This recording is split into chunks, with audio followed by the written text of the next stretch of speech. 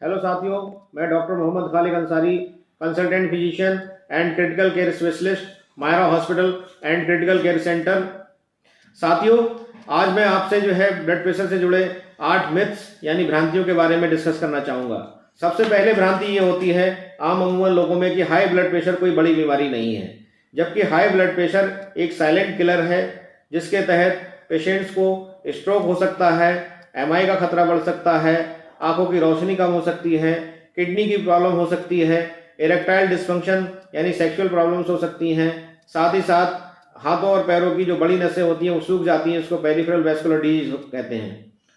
दूसरी भ्रांति ये होती है, लोग कहते हैं कि मतलब ये ब्लड प्रेशर जो है ये अगर मेरी फैमिली में है तो मुझे होगा ही होगा। देखिए साथियों, ब्लड प्रेशर एक जेनेटिक प्रॉब्लम तो हो सकती है, पर साथ ही साथ अगर हम अपने लाइफस्टाइल को मॉडिफिकेशन कर सकते हैं, अब हम एक्टिविटी अपनी बढ़ा सकते हैं, फिजिकल एक्टिविटी, हम मॉर्निंग एक्सरसाइज करते हैं और योगा करते हैं, साथ ही साथ हम अपनी डाइट्स को जो इम्प्रूवमेंट लेते हैं, हम अपनी पर्सनालिटी को इम्प्रूव करते हैं, स्ट्रेस वगैरह नहीं लेते हैं हम, तो हम इस तरीके से हम अपने जो है इस जेनेटिक प्रॉब्लम को भी हम छुटकारा पा सकते हैं। तीसरी प्रॉब्लम ये होती है, लोग कहते हैं कि उम्र के साथ ब्लड प्रेशर बढ़ता है। साथियों, उम्र के साथ ब्लड प्रेशर बढ़ता है ये कहीं तक सच है, पर अगर हम प्रॉपर एक्सरसाइज करें, प्रॉपर योगा करें, प्रॉपर डाइट का देखभाल करें, तो हम साथ ही साथ जो है इन चीज़ों से हम ब्लड प्रेशर से छुटकारा पा सकते हैं। चौथी चीज़, कुछ लोग कहते हैं कि अगर मुझे ब्लड प्रेशर हुआ है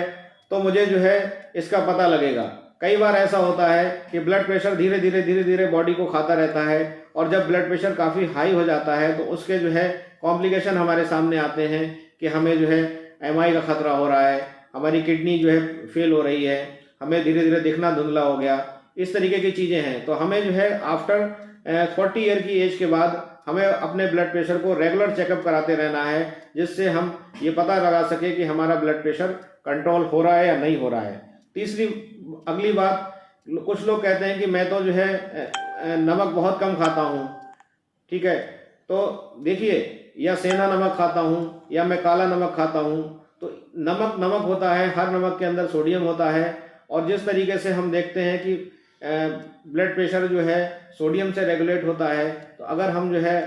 कई बार हम फ्राइड आइटम्स खाते हैं, हम जो है चिप्स खाते हैं, हम जो है अपना पकौड़ी खाते हैं, नमकीन खाते हैं, इनमें सब में नमक होता है। तो अगर हम अपने इस तरीके के नमक के सेवन को अगर हम रोकते हैं तो हमारा ब्लड प्रेशर कंट्रोल रहता है। अगली बात, कुछ लोग कहते हैं कि मेरा बीपी कंट्रोल हो गया है तो अब मुझे जो है दवा की ज़रूरत नहीं है। देखिए, बीपी जो है कंट्रोल हो गया है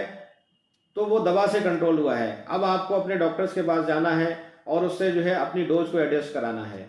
ऐसा नहीं है